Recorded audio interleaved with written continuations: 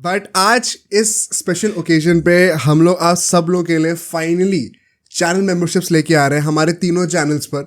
तो उसमें 3 tears available होंगे, आप लोग जाकर उसको चेकआउट करिए। कई सारे पर्क्स हैं, लॉयल्टी बैचेस हमने कस्टमाइज करके बनाया है, इमोजीज बना रखे हैं, एक प्राइवेट ग्रुप चैट हम लोगों ने इंस्टाग्राम पे बनाया है फॉर द क्या कहते हैं उसको, इनर सर्कल।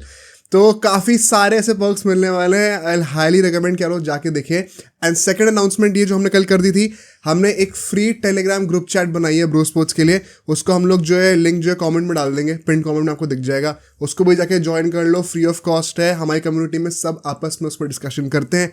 तो जो भी लोगों को स्पोर्ट्स पसंद है वहां पे आपको बहुत ज्यादा मजा आने वाला है। आई थिंक यहाँ से हम लोग अपने नेक्स्ट स्टोरी पे चलते हैं, थर्ड स्टोरी पे। और ये स्टोरी होने वाली है हांसी क्रोनिये की।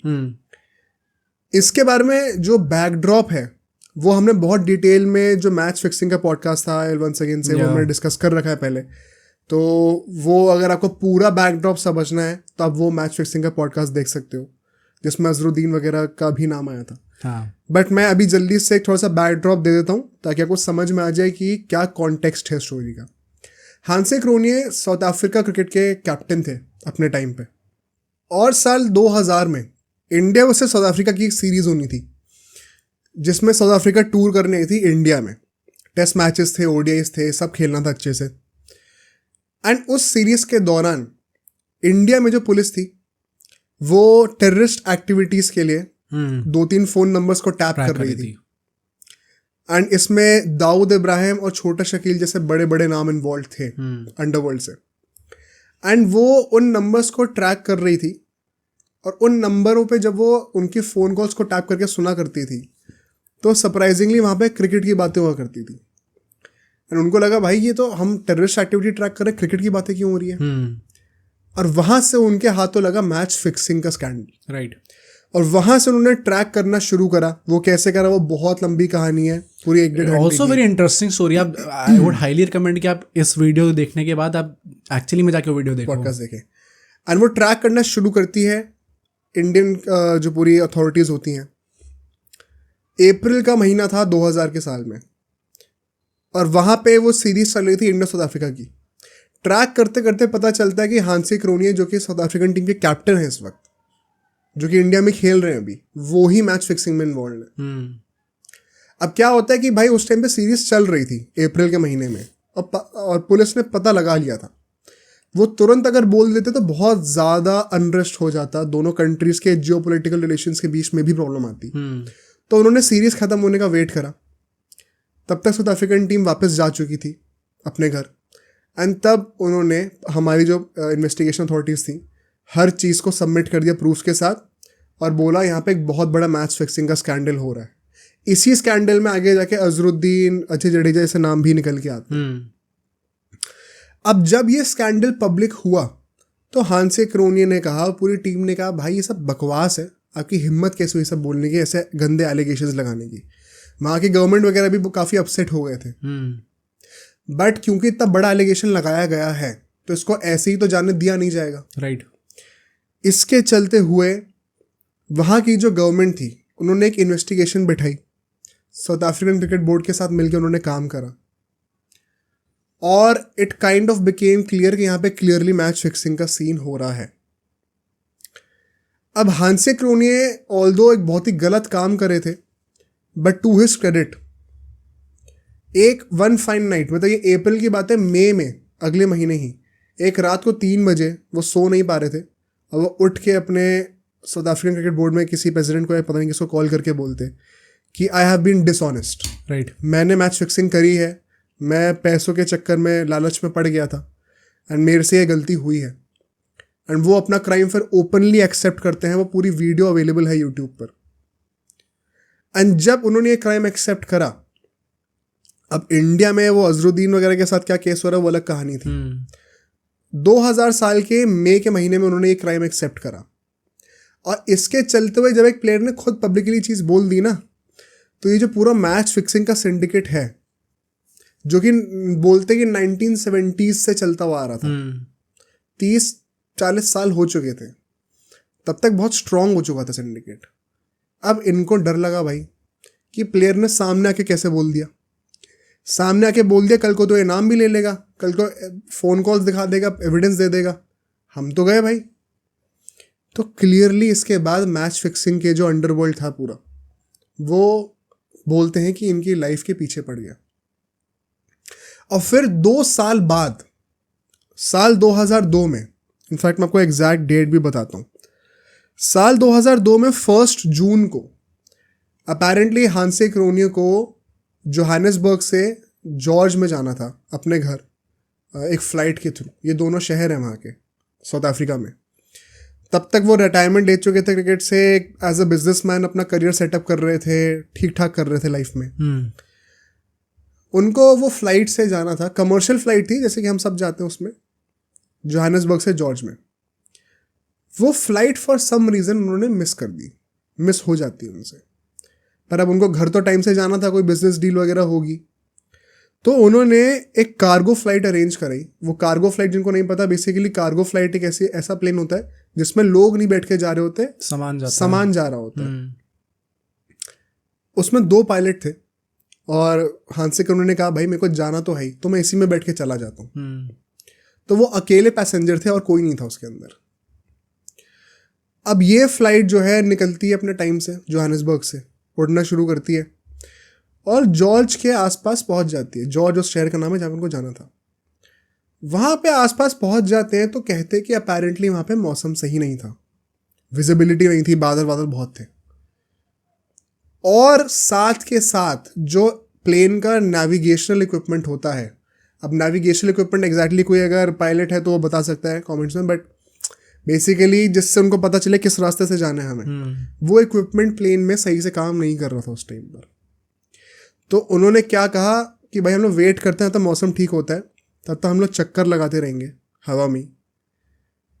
बट अचानक उसके बाद क्या ऐसा मौसम होता है, क्या परेशानी होती है प्लेन में, वो प्लेन वहीं से फॉल करना शुरू करता है और पहाड़ों पर जाके क्रैश कर जाता है ऑन द स्पॉट। तुरंत के तुरंत वो 2 पायलट और हांसे क्रोनी की डेथ हो जाती है। अब ये डेथ जब हुई तो नेचुरली सब लोगों को लगेगा अच्छा मतलब कुछ प्लेन का इशू रहा होगा, शायद मौसम का इशू रहा होगा। तो एक नेचुरल ये रीज़न है जिसकी वजह से उनकी डेथ हुई है, ज़्यादा कुछ कॉन्स्पिरेसी का स्कोप है नहीं। बट सरप्राइजिंगली उसके बाद साउथ अफ्रीका की ही जो हाई कोर्ट था वहाँ का एक, वो खुद इंक्वायरी बैठाता है, क्योंकि वहाँ पे सबको लग रहा था ये कुछ गड़बड़ हुई है, जितनी भी अथॉरिटीज़ थी उनको। तो मतलब डेफिनेटली कुछ दाल में काला तो था, क्योंकि क्लियरली अगर मौसम भी ख़राब था, फिर पहाड़ों पे क्रैश हुए, नेविगेशन सिस्टम भी ख़राब हो गया था, तो बहुत ईजी है ये चीज़ बोलना कि हाँ भाई हो सकता है नेचुरली हो गया हो। बट अगर जो पूरा सिस्टम था उन्होंने खुद ही इंक्वायरी सेटअप करी, दैट इट क्लियरली मीन्स कि उन्हें कुछ आइडिया था कि कुछ उल्टा सीधा हो सकता है। एंड जब वो 2006 में वो इंक्वायरी बैठाई कोर्ट ने, उस इंक्वायरी का जो स्टेटमेंट आया वो ये निकल के आया कि प्राइमा फेसाई जिनको नहीं पता, प्राइमा फेसाई एक लॉ टर्म होता है जिसका मतलब होता है कि ऑन फर्स्ट इंप्रेशन, जो हमने केस को देखा फर्स्ट इंप्रेशन ये दिख रहा है साफ साफ। प्राइमा फेसाई हम लोग को ये साफ साफ दिख रहा है कि हांसे क्रोनी की डेथ जो हुई है वो पायलट्स की गलती की वजह से हुई है। ओके। और ये गलती एक ऑफेंस माना जाता है लॉ के अंडर, उस लेवल की गलती से हुई है, इसमें इक्विपमेंट का कुछ ऐसा हाथ नहीं है। मतलब अगर वो लोग जिंदा होते तो उनको केस होता पूरा और जेल जाते हैं। इस लेवल का ऑफेंस करा हुआ है, ये उस इंक्वायरी ने खुद बोला है। अब ये बोल तो दिया, बट उसके बाद क्या होता है कि इंक्वायरी पे ज़्यादा आगे काम करा नहीं जाता और केस को ऐसे ही दबा दिया जाता है। क्यों दबाया जाता है उसको डिस्कस करते हैं। जो प्लेन जो क्रैश हुआ था जिसमें उनकी डेथ हुई है, उस प्लेन के जो ओनर थे ना, उनका नाम था गेविन ब्रांसन। गेविन ब्रांसन ने खुद आकर बोला ये बाद में कि भाई ये एक ढोंग है कि वहाँ पे वेदर कंडीशंस ख़राब थी और प्लेन को सर्कल करना पड़ रहा था, क्योंकि उस इंसिडेंट से कुछ दिन पहले और कुछ दिनों बाद भी, कई हफ्तों बाद भी, हम खुद उन प्लेन्स को फ्लाई करा के ले जा रहे थे in much worse weather conditions. और ज़रा चूं सी भी प्रॉब्लम नहीं हुई हम लोगों को कि वेदर कंडीशन की वजह से हम लोग लैंड नहीं करा पाए प्लेन।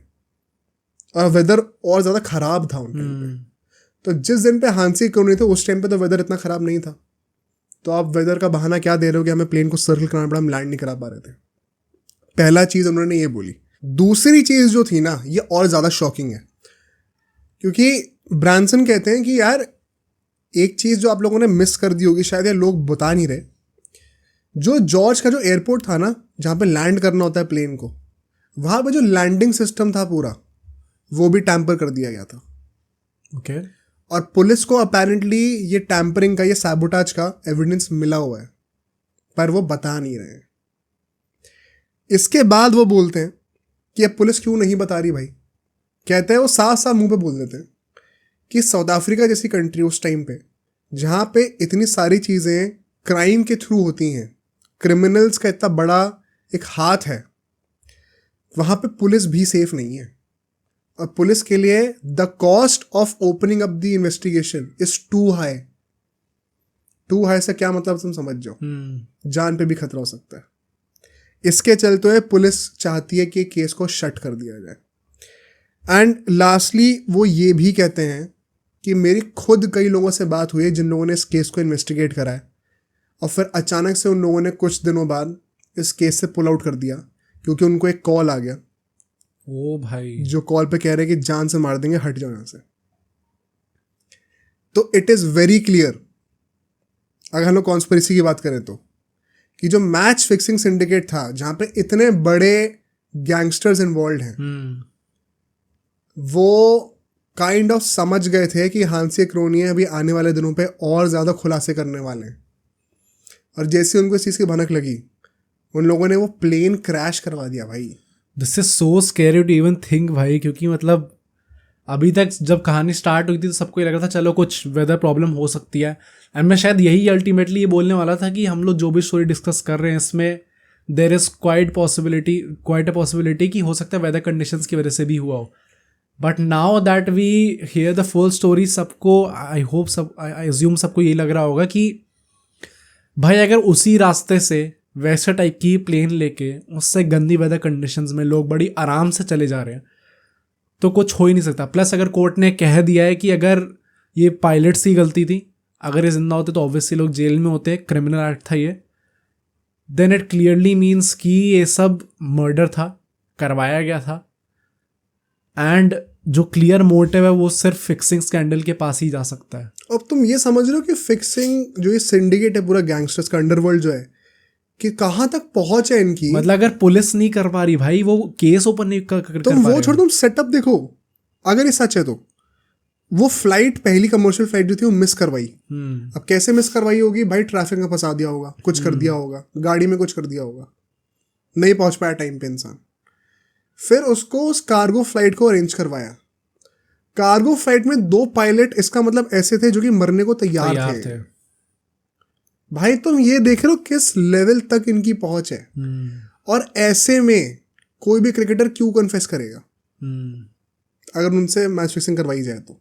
राइट। मतलब एक तो ये केस भी इतना डिफरेंट था ना, क्योंकि आप जितने भी लोगों को देखोगे, इवन जब आप वो वाली वीडियो देखोगे हमारी मैच फिक्सिंग वाली इंडिया में जो हुआ था, चलो कुछ लोगों ने कन्फेस करा तो सीबीआई के सामने करा, किसी ने पब्लिकली आके कुछ बोला ही नहीं। और यहाँ पे हांसी क्रोने द कैप्टन, जो कि बहुत पिवटल फिगर थे उस पूरे फिक्सिंग स्कैंडल में, उन्होंने ओपनली आके बोल दिया, एज यू सेड वो पूरा इंटरव्यू अवेलेबल है, रो वो रहे थे उसके अंदर, वो पूरा ओपनली आके अभी तक इस टाइम पर टिल डेट लोग क्लियरली जाके देख सकते हैं कि इन लोगों ने उन्हें कन्फेस कर दिया था। सो वही मतलब पूरे अंडरवर्ल्ड को भी लगा ही होगा नेचुरली ये चीज़ कि इसने ओपनली आके बोल दिया है, और अब ये चीज़ कहाँ तक पहुँच सकती है, हमारे तक बड़ी ईजिली लोग पहुँच जाएंगे एविडेंस के साथ। सो उसको मरवा देना ही सही है इस टाइम पर। एंड मतलब मैं तो यही कंक्लूड करूँगा कह के कि यार सब लोगों ने, मुझे याद है उस टाइम पे भी ये पॉडकास्ट ही कमेंट किया था कि हांसी क्रोनी की एटलीस्ट ये बात तो कम से कम एक्सेप्ट तो करा। इंडियन क्रिकेटर्स तो एक्सेप्ट भी नहीं करते, बट एक बंदे ने जो एक्सेप्ट करा उसको ऐसे मारा गया है, तो मैं क्या ही बोलूँ मतलब अभी। और इसमें कहीं पे हम ये नहीं कह रहे कि फिक्सिंग मतलब कर लो और फिर एक्सेप्ट मत करो, ऑफ कोर्स इसमें बस ये है कि there are lives at stake, darker चीजें हैं जो कि एक ऐसे एथिकल डिलेमा में आपको डाल देंगे। हाँ, कि या तो आप मर जाओ या तो आप गलत काम कर दो। अब सोचो अगर ये क्लिप इतनी बढ़िया थी तो पूरा का पूरा पॉडकास्ट कितना बढ़िया होगा। तो अगर आपको इसी क्लिप का पूरा पॉडकास्ट देखना है तो यहाँ पे क्लिक करिए, और अगर आपको ऐसे ही और क्लिप्स बिंज वॉच करनी है तो यहाँ पे क्लिक करिए।